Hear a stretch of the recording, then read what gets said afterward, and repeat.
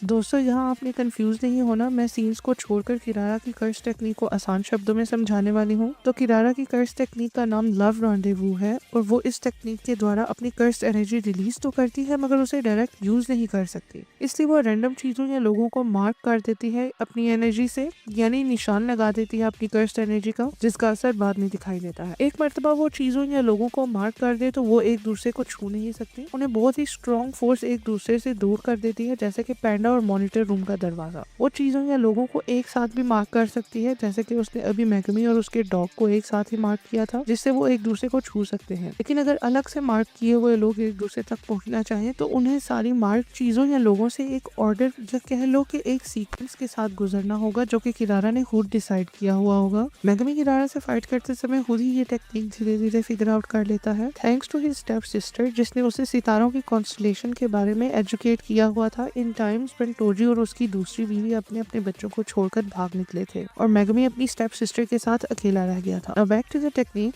किरारा भी सितारों की कॉन्स्टलेशन का हिसाब रखती है। वो इन जनरल एक सदर्न क्रॉस कॉन्स्टलेशन का ज्यादा इस्तेमाल करती है। इस कॉन्स्टलेशन को पढ़ा जाए तो हमें पता चलता है कि इस कॉन्स्टलेशन में 5 स्टार्स होते हैं, तब का एक अपना ही यूनिक सीक्वेंस है और इसी सीक्वेंस को फॉलो करते हुए किरारा अपने टारगेट्स को मार्क करती है। अब मैं इस टेक्निक को बेहतरी से समझाने के लिए एग्जांपल दूंगी। मान लो अगर किरारा सबसे पहले मेगमी को मार्क करती है, उसके बाद 3 और चीजों को मार्क करती है और लास्ट में अपने आप को मार्क कर देती है, तो मेगमी उस तक तब तक नहीं पहुंच पाएगा जब तक वो बीच की 3 मार्क्ड कर्स्ड ऑब्जेक्ट से गुजर न जाए, और वो भी एक सीक्वेंस में, यानी जो चीज नंबर 2 पर मार्क्ड है मेगमी को उसी से पहले गुजरना होगा, वरना वो नंबर 3 वाले मार्क्ड ऑब्जेक्ट या इंसान तक कभी नहीं पहुंच पाएगा। यानी ये कह लो कि उसे किरारा के मार्क किए हुए ऑब्जेक्ट्स का सीक्वेंस भी फिगर आउट करना होगा कि कौन सी चीज किस नंबर पर उसने मार्क की है। वंस मेगमी को ये पता चल जाए तो वो आसानी से किरारा तक पहुंच सकता है और उससे कांटेक्ट कर सकता है। बैक टू द एपिसोड, मेगमी अब किरारा की मार्क सीक्वेंस को फिगर आउट कर लेता है क्योंकि उसे सदर्न क्रॉस कॉन्स्टलेशन की याद आ जाती है। वो अब किरारा की मार्क किए हुए ऑब्जेक्ट से गुजरता हुआ फाइनली किरारा तक पहुंचता है, जिसे अब वो छू सकता है। वो उसे फौरन से पिन डाउन करता है जमीन पर, जिससे वो शांत हो जाती है और अपनी हार एक्सेप्ट कर लेती है।